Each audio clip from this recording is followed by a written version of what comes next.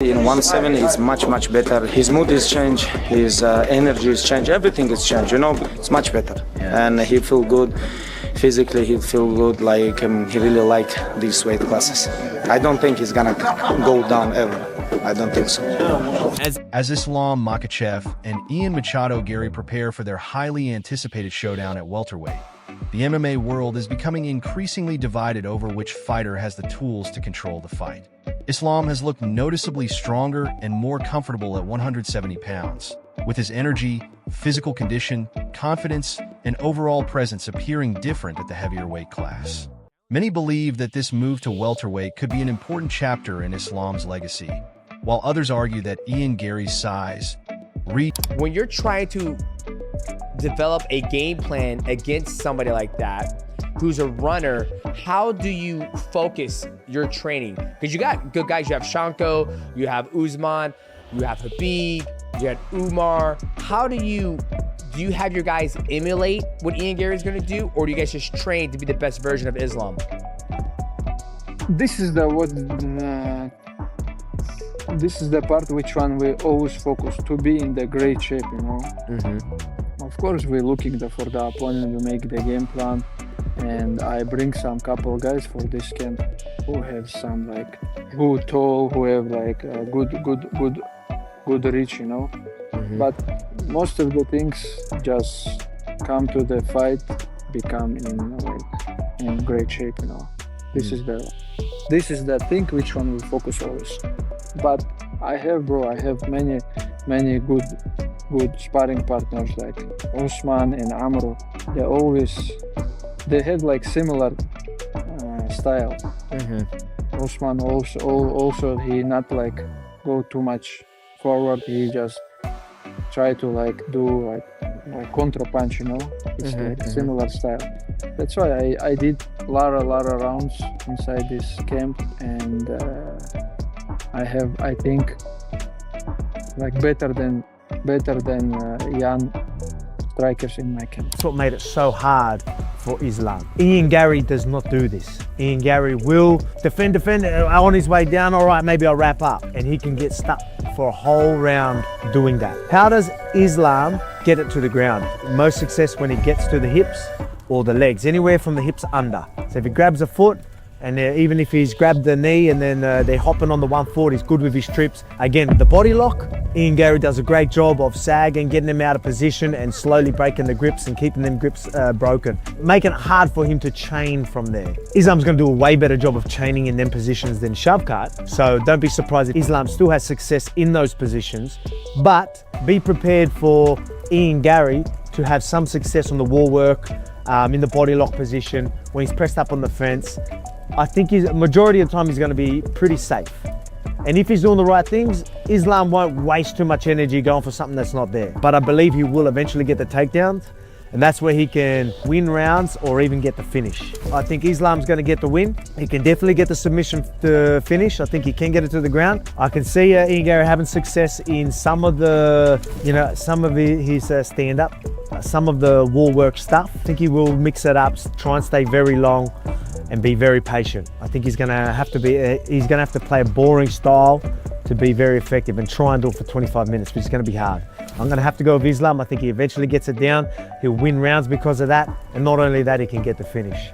So there's my little breakdown of Islam and Ian Garry.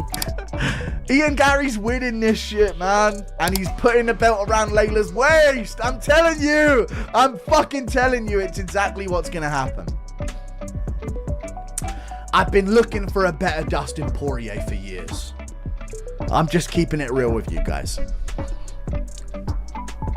Someone out there is going to have the ability to scramble up and to escape positions of a Dustin Poirier or the Volkanovski, based on their frame, based on their ability. And once they do, Makhachev's going to be in a world of trouble, folks. Okay?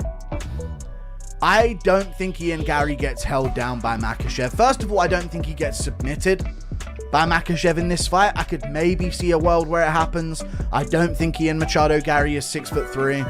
I think he's about 6'2", and Makhachev's probably borderline 5'11". So I don't think the height difference is going to be too crazy, but he's got some reach to work with here on Makhachev.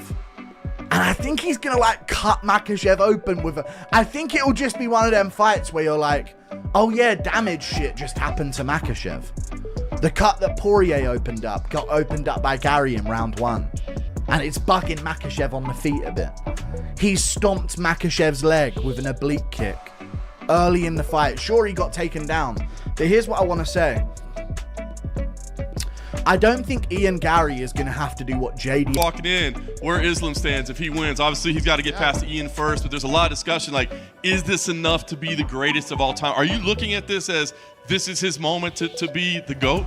I don't think about that stuff until the fight happens. I mean, when we see his performance on Saturday, let's see how it plays out. But obviously, breaking the record, you know, you keep grinding, you keep fighting, put your head down, just keep, you know, fucking knocking guys down left and right, and then by the time you say, you know what, I'm done, then we all figure out where he, you know, where he ends up in the big picture.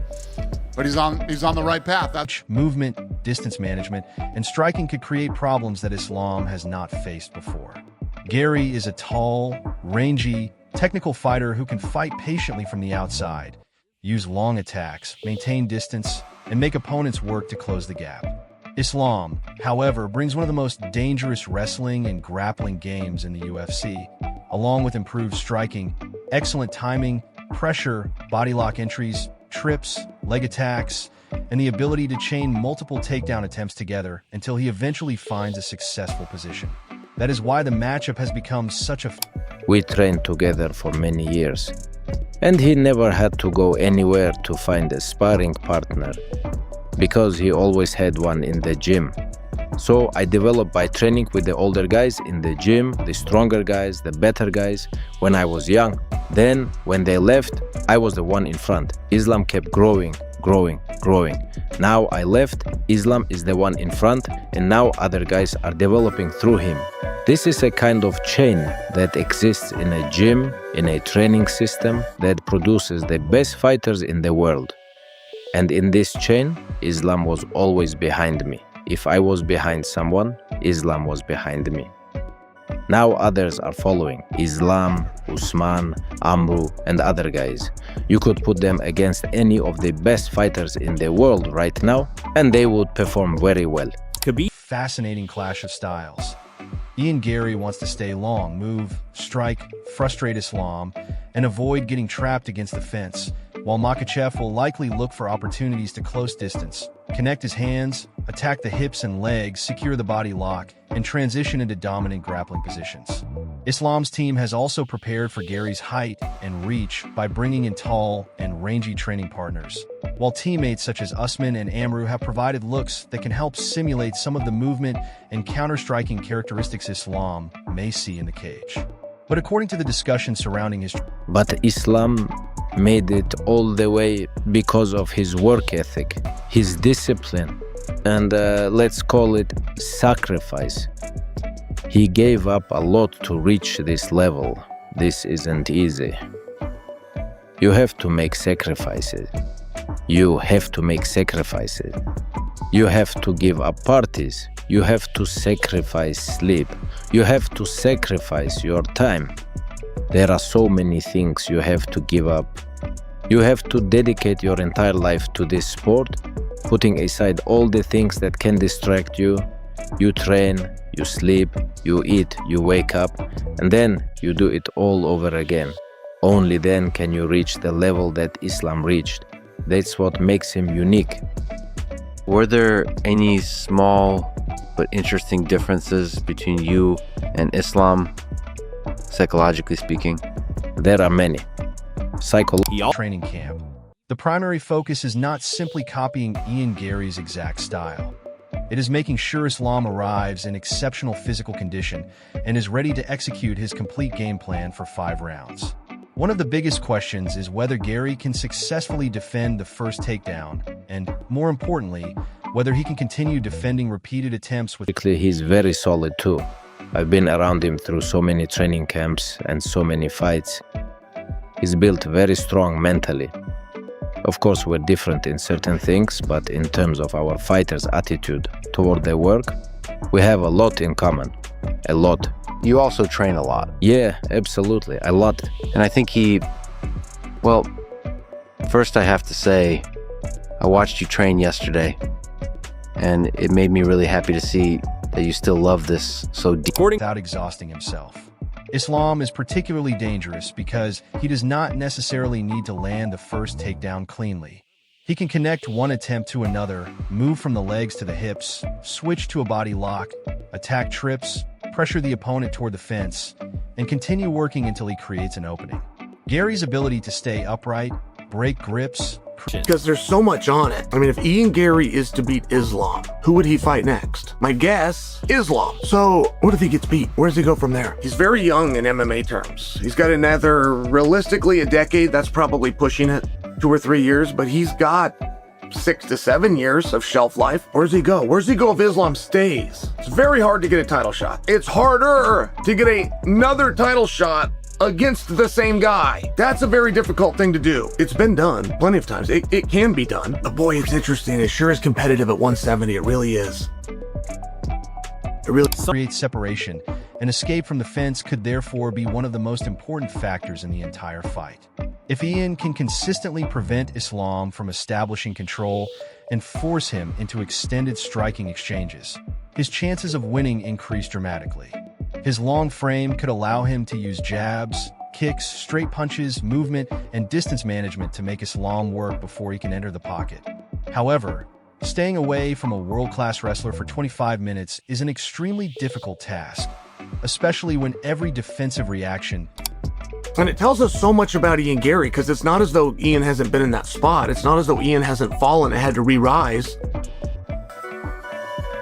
Ian Garry lost to Rachmanov and came back better. He looked better in his fight after Rachmanov. He's looked better in his run to the championship after the loss than he did before the loss. But it still is a very complicated question. What do you do? Where do you go? Not big enough to go to 185. Like, changing weight classes is the easiest and best way to get a fresh coat of paint.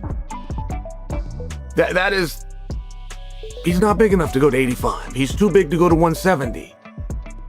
He had some heat with Chimaev. Chimaev left the division. Where would he go? Very interesting spot. And he's one of those guys. He's one of those guys that other guys love to talk about, but they don't want to fight. Ian Garry is one of those guys that everybody loves to discuss, but they don't go as far as that can create another opportunity for a takedown or clinch attack. Islam's pressure could eventually force Garry toward the cage, where the Dagestani fighter's wrestling chains become even more dangerous. At the same time, Garry cannot be dismissed simply because Islam has superior grappling credentials.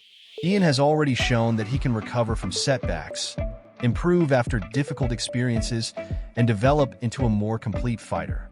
His confidence, composure, physical dimensions, and ability to fight at long range make him a legitimate threat, and several analysts believe that his movement and striking could create moments where Islam struggles to establish his preferred rhythm.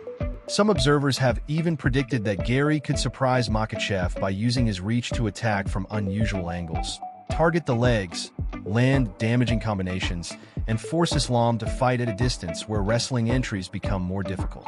Another major storyline is Islam's evolution as a striker. Because opponents spend so much time worrying about his takedowns, his striking has become increasingly dangerous, and he has demonstrated an improved ability to mix punches, kicks, counters, and takedown threats together. This creates a difficult dilemma for Garry. If he stands too aggressively, he risks giving Islam opportunities to change levels.